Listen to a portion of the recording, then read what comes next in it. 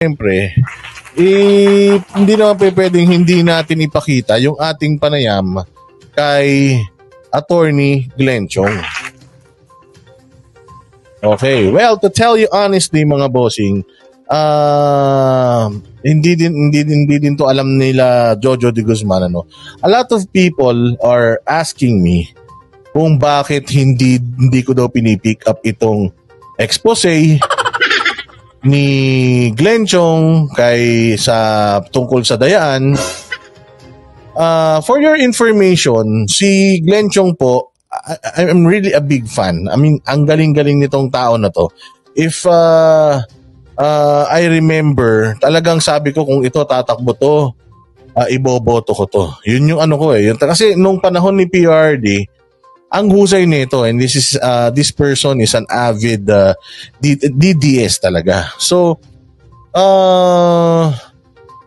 nung kasagsagan ng 2016 protest, siya po yung nag-expose ng Dayaan sa eleksyon nung vice presidential race. Sinubaybayan natin yon hanggang sa nagbuwis ng buhay yung kanyang kaibigan na si Richard Santillan na according nga din dun sa kanyang mga ebidensya, talagang mukhang pinahirapan pa, binunutan pa ng mga kuko. Binabangan ko talaga yun. I was really a fan of Attorney Glenn Chong before. Until ikinandidato niya si Bongbong noong nakaraang kampanya. Alam naman natin na being a diehard Duterte supporter, hindi naman talaga nag-vouch si PRD to vote for BBM. Bagkus, he was really vocal na ayaw ko dito, I will never vouch for him. Bahala ka. Ang dami niya pang mga litanya pagdating sa bisyo, sa pagiging weak, spoiled, at merong excess baggage. Talagang hindi ito kinandidato ni PRD. And nung sinabi ni PRD yun, kasi noon wala pa din tayong mapili eh. But nung sinabi ni PRRD yung mga we are really leaning. Actually ito, sa aaminin ko sa inyo, me and Banat, we were really talking about it. So, umatras si Bongo. So, kanino tayo? Ay, sabi ni Banat, wala namang pwede. Hindi naman pwede si Lenny. Isko was really out of the picture because again, para sa aming lahat, Isko is still new, and he could have done more sa Maynila, and marami pa siya sana magagawa sa Maynila. Ang sabi ko pa nga I like him, but I think he needs to stay in Manila muna for the whole whole 3 terms niya na as mayor, para sana mas mapaganda niya pa yung Maynila. So I was there, Isko was just there, nilagay ko lang siya dyan. Then ang pipilian namin is yung mga matutunog na, which is si Bongbong, si Lenny, si Lacson. Just the 3 of them. Kasi yung iba wala talaga eh. Pacquiao was really out of the picture. At saka yung iba pa wala talaga. So it's just the 3 of them. Sabi ko, between Bongbong, Lenny, and Lacson, sabi ko, I'll definitely not go for Lenny. And I will not go for Lacson because he's not gonna win. He's just not gonna win. So sabi ko, Bongbong. So siya lang talaga yung alam mong mananalo na hindi dilawan. Which is yun yung pagkakaalam talaga natin eh. So alam mong mananalo na hindi dilawan. So paano magbobongbong tayo? So we were like leaning towards Bongbong because alam naman natin, katulad din nila sa Surgando Sasot, nakikita naman natin yung kanyang mga interviews. Ilocano kami. So sabi namin Bongbong tayo kasi si Isko hindi pa namin kilala. Oo, so hindi pa namin siya nakakausap. And you know naman, may history si Isko at si Banat Bay. Nag-aaway ang dalawa na yan. And inaway din ni Isko for some time si PRD. So talagang medyo si Isko is just there. We like him but we don't want him. Ganun kami noon. So Bongbong, papunta talaga tayo kay Bongbong until nagsalita si Presidente. So nung nagsalita si Presidente, ang usapan na namin na Banat Bay noon, basta hindi na ako hindi na ako mag-i-endorse ng Presidente. Sa Vice President na lang ako mag-i-endorse. Hindi na ako mag-i-endorse, sabi niya. Well, ako, syempre, I still need to vote. I'm still, parang, oh my God, sino na? I cannot vote for Lacson. It's not gonna win. Masasayang yung boto ko. I'll definitely not vote for Lenny Robredo because he's a freaking Dilawan. So, over my dead body. So, what? Kay Pacquiao, oh my God. Sabi ko, mangyayari sa Pilipinas. So, ang gulo-gulo talaga. Until, ayun nga, naka-receive kami ng tawag kay Isko and lumapit siya sa amin. And sabi niya sa amin na, tingnan niyo ako. Hindi ko ibibenta yung sarili ko sa inyo. Puntahan niyo ako. Ipapakita ko sa inyo kung anong ginawa ko sa Maynila. At ayun na nga. Yun yung naging history na nakita namin si Isko, nakausap namin si Isko, and never siyang nagano, kahit na mamatay ang buong pamilya ko, never siyang nag-alok ng any monetary support or anything sa channel mo or whatsoever. Wala talaga, as in. So, yun, dun nagsimula yun. So anyways, to cut the story short, pagdating kay Glenn Chong, medyo meron akong, katulad din kay Inday Sara, meron tayong hinanakit. Okay, then, ito pa, yung pagdating dito kay Glenn Chong, it's the same thing. Claiming that you are DDS and you are a supporter of the Duterte. And bakit Marcos? When in doubt, ask questions. So, we were given an opportunity to ask our personal questions to Glenn Chong. No holds barred. Ito, pakinggan ninyo. Go ahead. Go ahead, Boss Dada. Yes, sir. Boss Dada TV in behalf of Banateros Brothers, Banat by Coach Oli, and Remate Anjario ng Masa. No? Tanong ko lang, Attorney Glenn Chong, or dating Congressman Glenn Sir. Nasubay sir, you just call me Glenn. Okay na yan. Tanggalin mo yung attorney. Yes, nasubaybayan kita even before nitong election, 2016. I remember meron kang expose regarding the 2016 vice presidential race, and ang magbe-benefit doon sa iyong expose was the Marcoses. And if I'm not mistaken, nagbuwis pa ng buhay yung iyong very close friend and aide na si, anong pangalan na ulit nun? Yes, sir. That's true. Richard Santillan. Yes. So, nagbuwis pa ng buhay yung very close. Tinan mo considering that I'm not really 100% into this interview, I wasn't really paying attention until the latter part of yung mga sinasagot niya kay Bisdak. Naisip ko bigla na, I really, gusto kong patunayan sa'yo, Glenn Chong, that I know you and I have been following your story since 2016. So that's my way of saying na I'm just not here to interview you. I'm gonna tell you na I know a little bit something about you. So binigyan ko siya ng hint. And then binanatan ko siya doon sa yung tanong na parang palimbing ka. Parang ganun Parang ganun yung pinalalabas ko dito sa tanong ko rito. But ang galing kasi nasagot niya naman to talaga ng tama. Mahusay. Play. And until then, walang nangyari. So right now, nanalo yung iyong supposedly tinutulungan, hindi naman tinutulungan, or however you wanna call it, yung supposedly magbe-benefit doon sa iyong mga exposes before, sila yung nanalo ngayong election. So are you saying na ginamit nila yung same magic or same na pangdaraya noong 2016 to their advantage ngayong 2022 election? Sir, thank you for your question. Make it clear that in 2016, I honestly believe na dinaya talaga si Ferdinand Marcos Jr. And tumulong po ako sa kanila because it was at the core of my advocacy na maging malinis, marangal at mapagkatiwalaan ang ating halalan. Yun lang naman, doon lang naman talaga ako nakafocus for the last over 13 years. Totoo, nabuwis ang buhay ni Richard Santillan dahil sa kanila, dahil sa kikipaglaban ko sa kanila. And I also know for a fact na he's gonna be emotional. I also tickle this emotional side by inserting Richard Santillan because I know how dear Richard Santillan to him. Alam ko talaga kung gaano sila ka-close and gaano ka-dear yung tao sa kanya.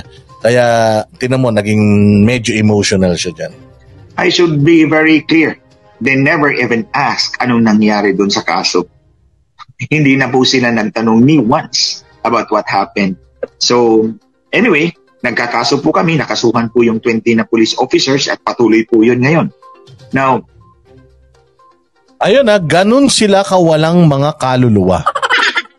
Ganon kawalang kaluluwa itong Marcos according to Glenn Chong. Why? Nagbuwis ng buhay yung tao ko dahil sa laban nyo. Nung nanalo kayo, hindi nyo man lang tinanong kung ano nang nangyari doon sa kaso nung aking tao.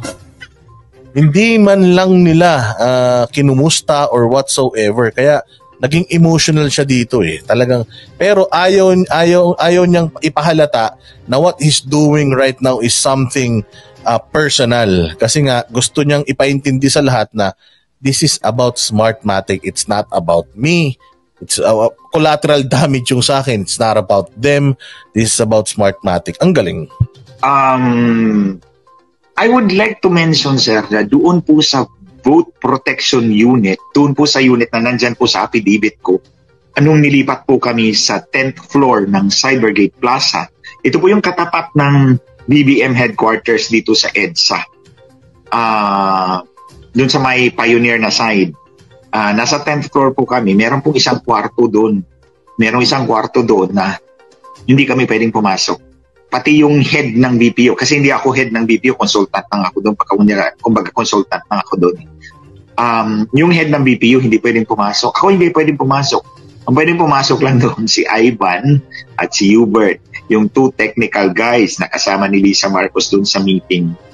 So it would appear, given all these circumstances, nagamit nila ang Smartmatic. Kung biniktima man sila dati, nagamit nila yun ngayon. Okay, thanks for that yung pag-explain. Maraming salamat. Well, follow-up question. Since 2016, yes, sir, up to now, did someone ever contacted you to correct things, specifically dito? And ano ba yung iyong ina-advocate ngayon?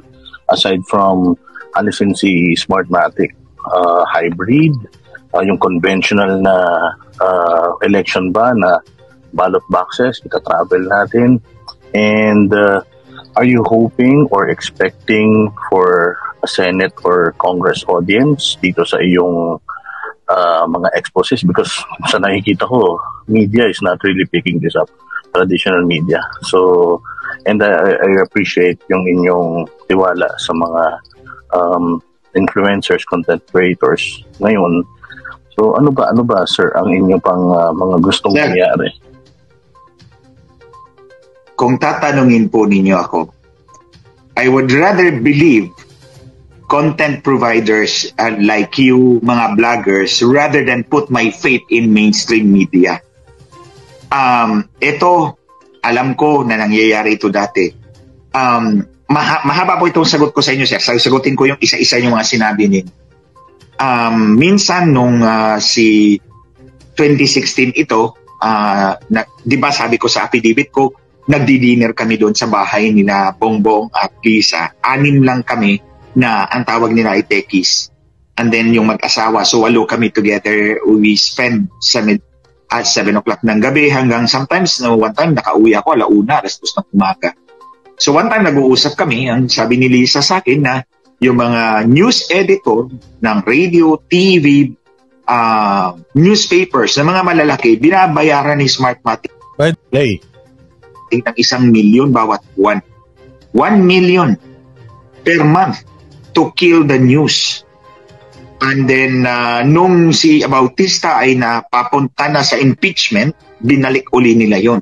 Nagsimula yun nung 2016 nung dinaya si Bongbong Marcos, tapos nagbalik ulit nung si Bautista about 2017 yata yun.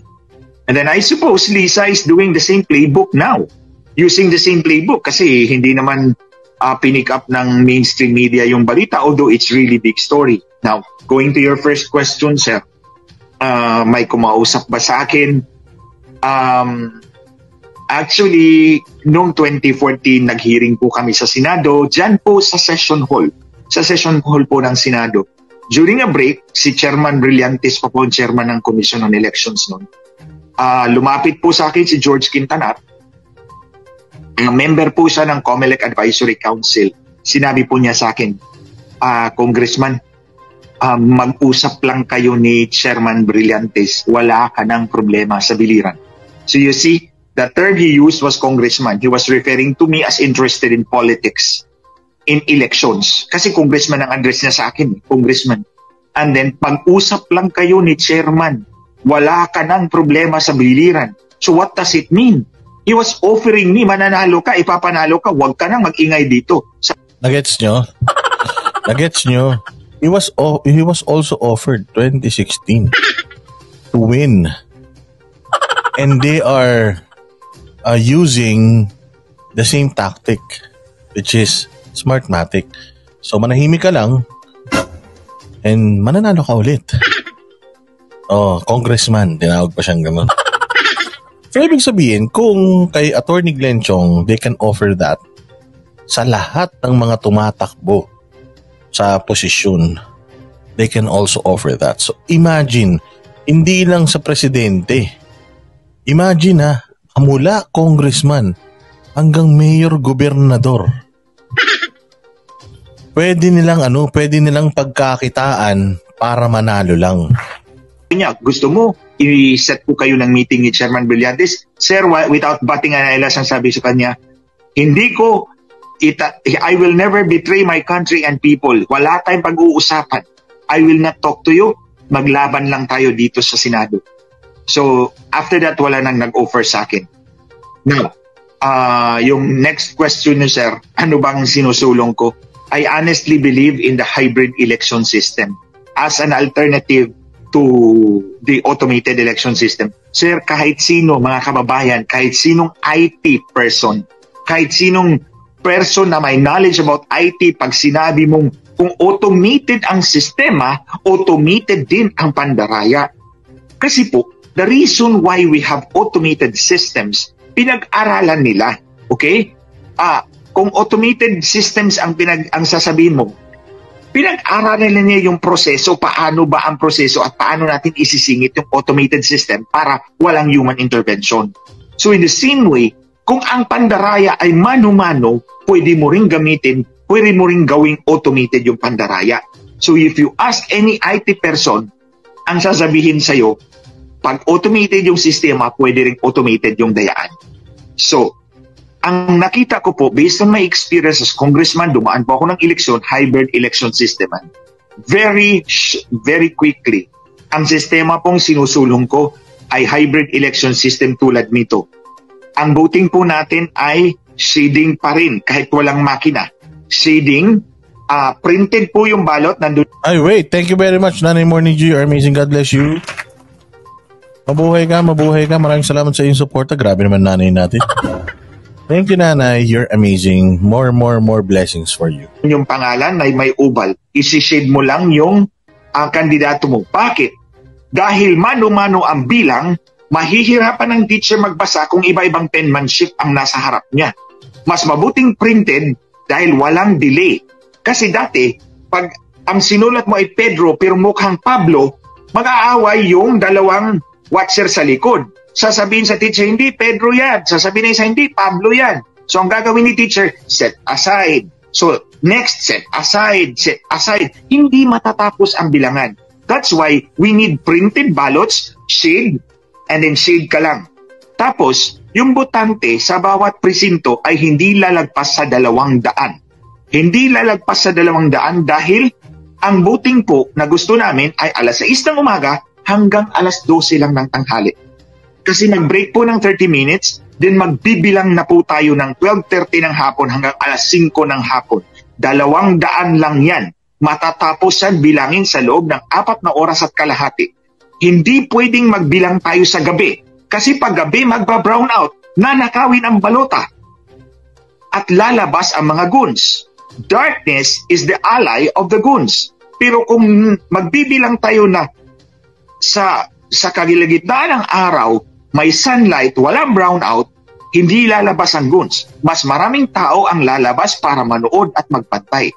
So, alas 5 ng hapon, tapos na ang bilangan, mag-transmit na tayo. Automatic, alas 7, alas 8, alas 9 ng gabi, may resulta na tayo. Walang pinagkaiba sa Smartmatic, maliban lang, nabilang ang boto sa harap mo.